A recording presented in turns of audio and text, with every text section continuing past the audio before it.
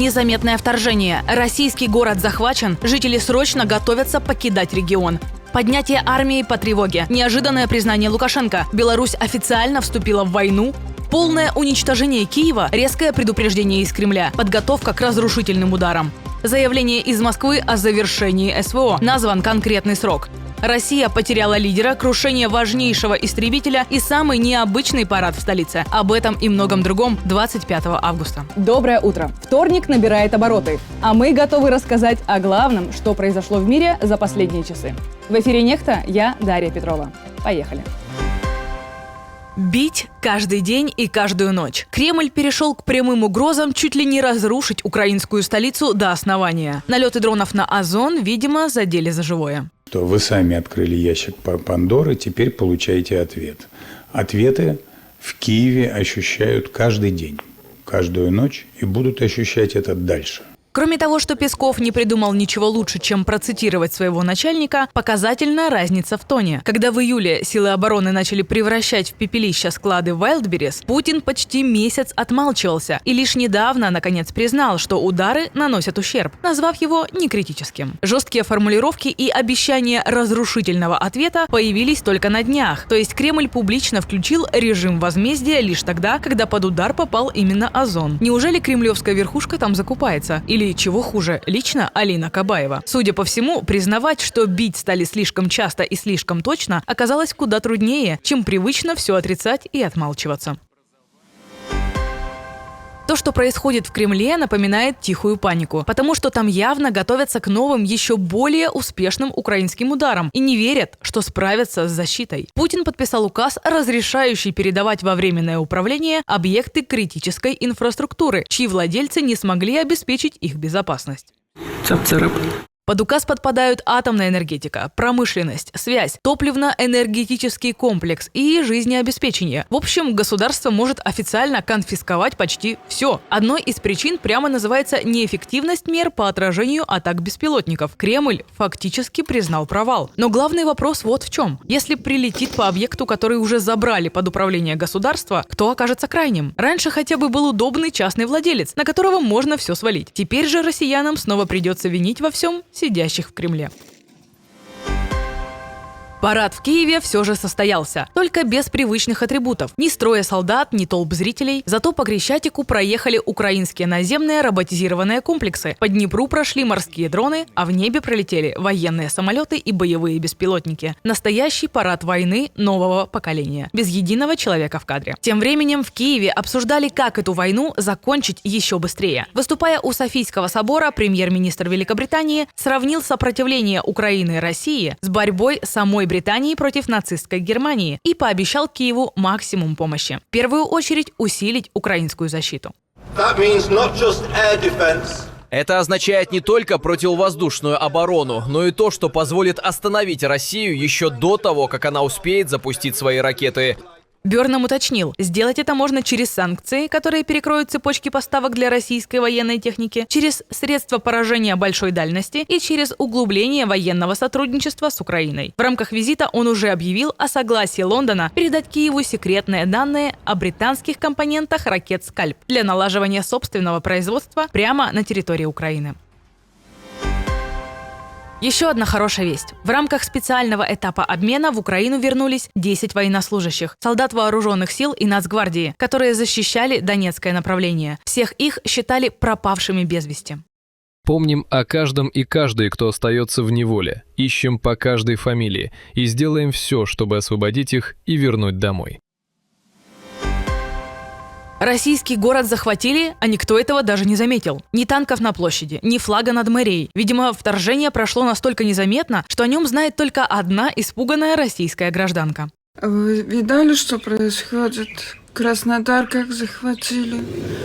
Я вообще в ужасе. Мне кажется, я хочу Беларусь. Беларусь, как символ спокойствия, это, конечно, отдельный подвиг воображения. А знаете, что стало настоящей причиной желания как можно скорее покинуть Россию? Чудодейственные дальнобойные санкции. Точнее, прилет дрона по складу. Склад подвергся атаке, а потом я смотрела новость, и в новости еще вообще на город напали. Это вообще... Если честно, паника вполне объяснима. Когда ночью город трясется от взрывов, а результат, как говорится, за окном, но тебе при этом рассказывают, что все сбито, не мудрено начать путать очередное возвращение движухи в родную гавань с военной интервенцией.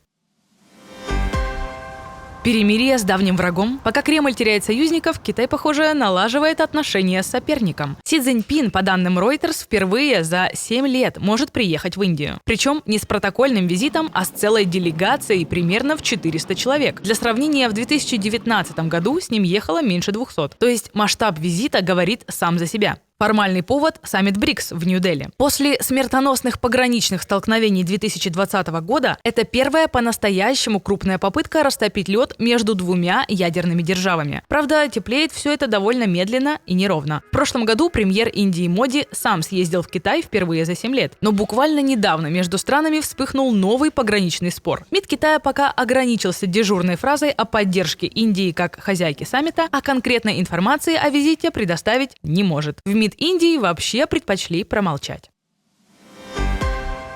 Это что-то новенькое. Пока вся страна стоит в очередях за бензином на суше, стало возможно постоять и на воде. В Якутии впервые замечена очередь из лодок возле плавучей заправки. Отпускают там не более 30 литров бензина, а наполнять канистры запрещено. В середине августа в регионах России началась вторая волна топливного кризиса. Ограничения на продажу бензина действуют в 63 регионах. Еще в 19 фиксируют локальные перебои или рост цен. Как пишет Deutsche Welle, дефицит бензина может стать фатальным для режима. Страдают все – водители, курьерские службы, такси, стройка, логистика, промышленность и сельское хозяйство. Но у Путина все на контроле. Глава Кремля в очередной раз перевел стрелки на подчиненных. Ну да, не все еще вопросы решены, но они решаются. Комиссия специально создана. Да, конечно, неудобства определенные для людей есть, но правительство, конечно, должно держать это под контролем. Хорошая новость для тех, кто устал от прогнозов через месяц-два. В Госдуме наконец назвали конкретный срок завершения СВО. Плохая новость в 2030 году. Член Комитета по обороне генерал-лейтенант Виктор Соболев заявил, что Россия должна завершить войну абсолютной победой именно к этой дате, потому что как раз к тому времени страны НАТО будут готовы к войне с Россией. И пора будет начинать новую движуху. Лукашенко поднял по тревоге артиллерийскую бригаду. Объявлена проверка боеготовности. Внезапно самопровозглашенный президент решил в который раз узнать, готовы ли его солдаты к ведению боевых действий в современных условиях войны.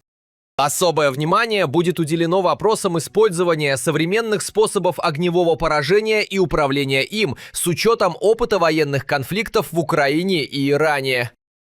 На встрече с губернатором Архангельской области Лукашенко вообще заявил немыслимое. Сам открыто признал – Беларусь – участник войны.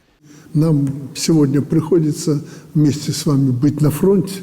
Никуда от этого не деться. Поэтому значение Беларуси в связи с теми событиями, которые происходят вокруг нас, возрастают.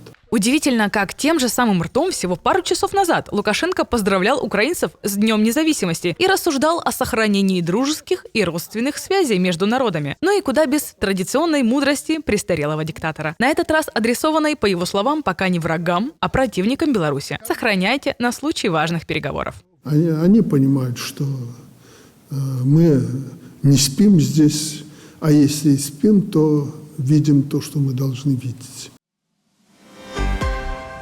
Таинственное исчезновение российского лидера. Рамзан Кадыров почти не появляется в публичном поле. И на этот раз это заметили даже в Кремле. В июле глава Чечни не провел ни одного заседания правительства. Впервые за многие годы пропустил съезд «Единой России», который традиционно возглавлял. Особенно странно это выглядит накануне сентябрьских выборов. А издание The Economist пишет чуть ли не о бунте против Путина. Кадыров не хочет отправлять чеченцев умирать в Украине. В его окружении войну называют «чужой для Чечни», а кадыровцам, которые уже на фронте, приказано не переусердствовать и беречь себя. Накануне Путин призвал героев СВО брать пример с ныне покойного Ахмата Кадырова. Напомню, что отец Рамзана во время Первой Чеченской объявлял России джихад, призывал убивать русских, а после перешел на сторону Москвы. В целом, отличный пример для СВОшников. По крайней мере, совета убивать русских они исправно придерживаются.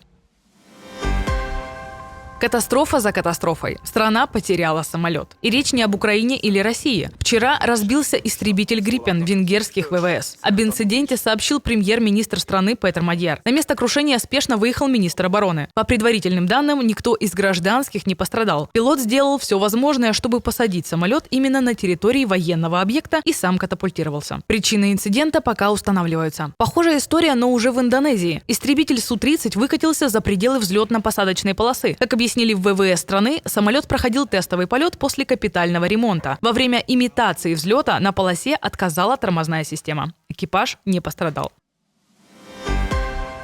Пока мир обсуждает войны, кризисы и санкции, у Трампа началась гонка. Правда, не вооружений. Об этом Америка на денек забыла. В Вашингтоне впервые в истории прошел городской этап гонки IndyCar, приуроченный к 250-летию США. Гоночную трассу проложили прямо по улицам столицы, вокруг Национальной аллеи, мимо Капитолия и других главных достопримечательностей. Машины разгонялись почти до 300 км в час. Старт дал лично Трамп взмахом зеленого флага. Перед этим он вместе с Меланией сделал символический круг на президентском лимузине «Зверь», а затем наблюдал за гонкой из вип-ложи. Среди гостей были госсекретарь Марко Рубио, министр обороны Пит Хексет и генпрокурор Тодд Бланш. В итоге американский пилот Кайл Кирквуд выиграл гонку после 147 кругов, а Вашингтон на один день превратился в самый быстрый город Америки.